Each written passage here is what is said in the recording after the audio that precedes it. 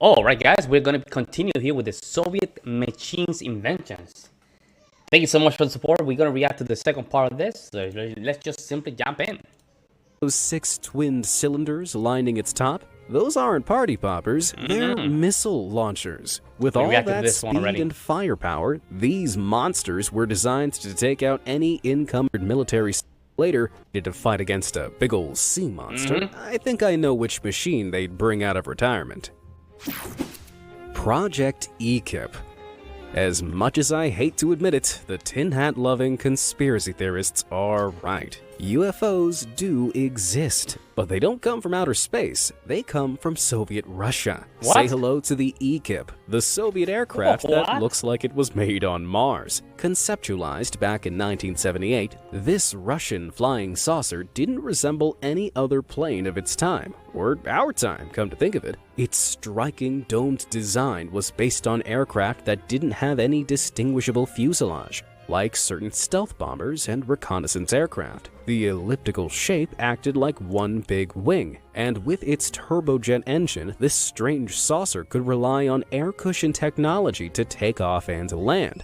Just like the Ekranoplan. This meant it could take off from the ground as well as from the water. It was a truly alien concept, but an all-terrain aircraft was obviously appealing to the Soviet Union's military, no matter what it looked like. As the prototypes were being developed, engineers estimated that this highly aerodynamic design would only use 14 grams of fuel per passenger kilometer. For contrast, regular planes at the time used 45 grams of fuel per passenger kilometer, and the commercial implications this had were huge. So larger models, like the L3, were designed to carry up to 400 passengers, and others would even be able to carry passengers alongside their cars. I don't even know how would this take off, right? How would this even take off? But its fate, like so many other crazy Soviet vehicles, was bound to the demise of the Union. The EKIP program ground to a halt and, sadly, never took off. But if it had, could you imagine what our airports would look like today? I'd take a trip on a UFO over an economy seat any day. The Baratini-Bari VVA-14. A lot of these experimental Soviet vehicles look like they've been plucked straight out of sci-fi films, but the Baratini-Bari VVA-14 might just have inspired one. It closely resembles Star Wars' famous Millennium Falcon, but it was created in 1972, almost 5 years before Star Wars hit the silver screen. Looks like George Lucas has some serious explaining to do.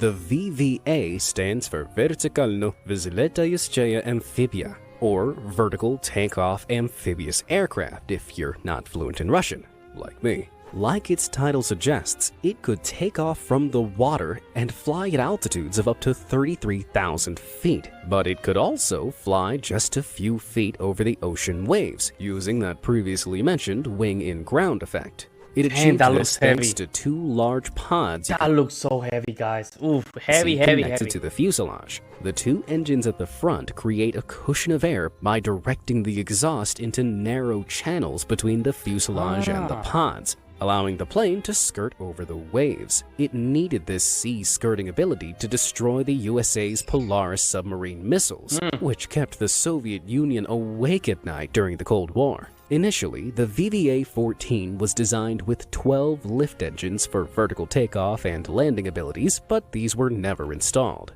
And after its designer passed away in 1974, this project hit a wall. The 2 prototypes that were built were retired in 1987, although their legacy clearly lives on in the Star Wars franchise. The ZVM-2901. What the hell, bro? All-terrain vehicles are designed to conquer everything off-road. With huge wheels or caterpillar tracks, they can make quick work of any type of terrain and look incredibly cool doing so. But back in the 1970s, in an effort to think outside the box, Soviet Russia's engineers brought the strangely screw-propelled ZVM-2901 to the table. They'd fused the cab from a UAZ-452 van with 2 huge hollow screw drives, the blades of which dug into the terrain and propelled the vehicle over it. The result was a vehicle that could plow through thick swamps, miles of mud. I can see this very practical in current war. in today's war. There's a lot of areas in Ukraine that, you know, they're kind of muddy, very swampy. Hey, put one of those things to work, man. And even float over the water. Even though it was practically unstoppable, using screws cost the vehicle its speed. With a 152 horsepower engine, it could make it to just 15 miles per hour. And very cruising slow. through the water brought that down to just 6 miles per hour. Oh my It had God. been based on similar screw-propelled designs from history, like Chrysler's Marsh Screw Amphibian, which was abandoned because of those laughably low top speeds. That didn't deter Soviet Russia from taking a stab at it though.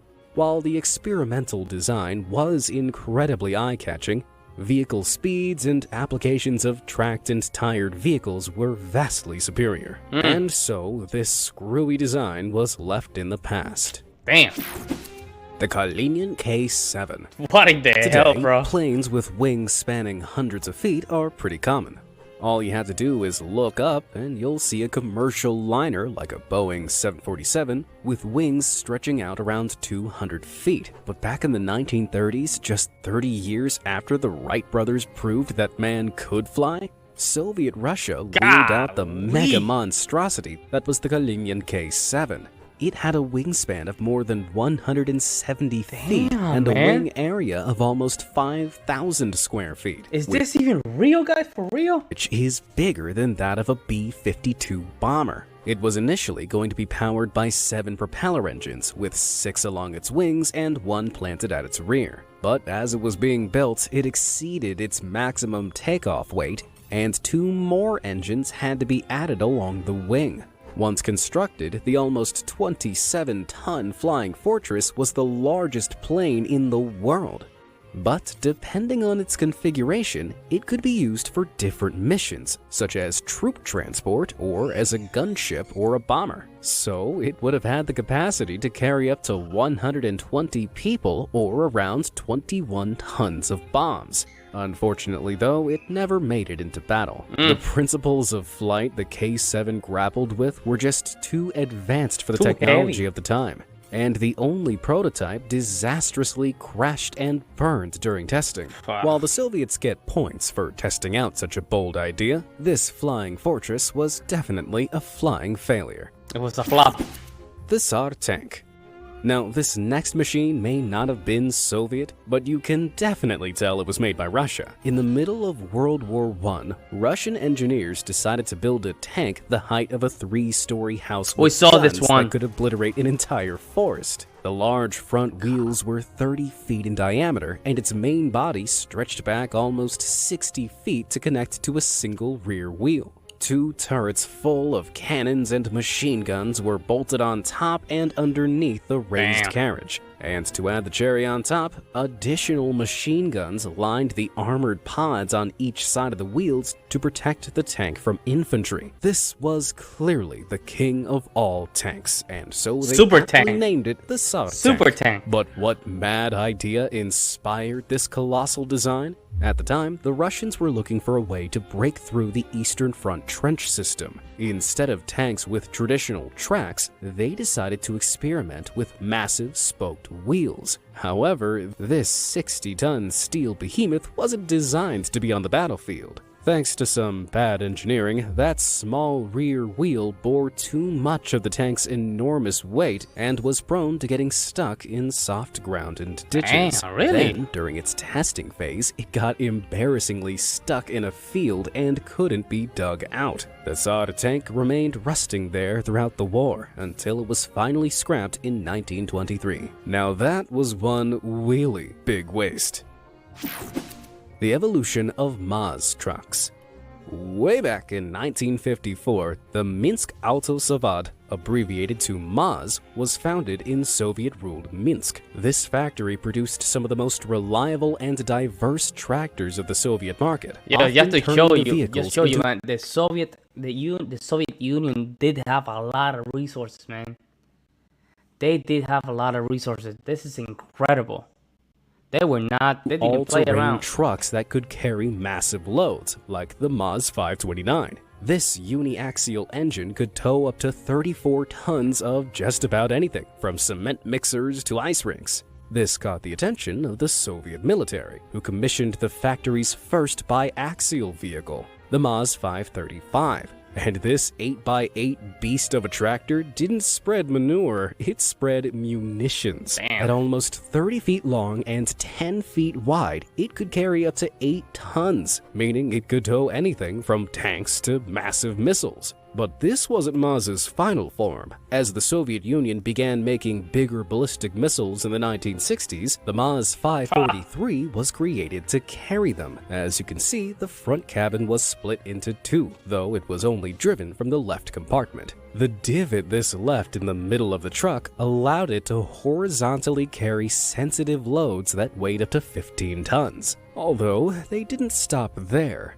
As the size of the rockets increased, so did the Maz, leading to the creation of the astonishing 12x12 Maz 547. This 6-axle truck could carry a staggering 62-ton payload, and with its 625 horsepower engine, could move at a top speed of 24 miles per hour. But then, somehow, the rockets got even bigger, and so did the Maz. The next successor, the Maz 7904, was a whopping 100 feet long, 20 feet wide, and could carry missiles weighing a terrifying 200 tons. Whoa, those cabins are so far apart that this truck is starting to resemble that sloth from Ice Age. But did they stop there? Of course not. Meet the jaw-dropping 24x24 wheel 12-axle Maz 7907. Crazy, this man. monstrous machine was designed to carry the Zelina 2 missiles, which were going to weigh over 100 tons and measure in at a staggering 74 feet long. That's almost the same size as a 6-story building. Unfortunately, the Soviet Union collapsed before the project could launch, and only a few prototype 7907s were made. This was the end of the road for the mad military Maz designs, but what a wild and wheelie ride it was. Which of these Soviet vehicles did you think was the most insane? These vehicles are insane. I don't know how the hell Russia managed to even invent. I mean, a lot of these countries were inventing stuff, man. Even Germany during World War II, they were inventing stuff. So I'm not surprised that even Russia was trying to do something else. I guess we were inventing stuff too, man. Some of these, they look like unreal. Let me know what you guys think, guys. I will see you next one. I'm out.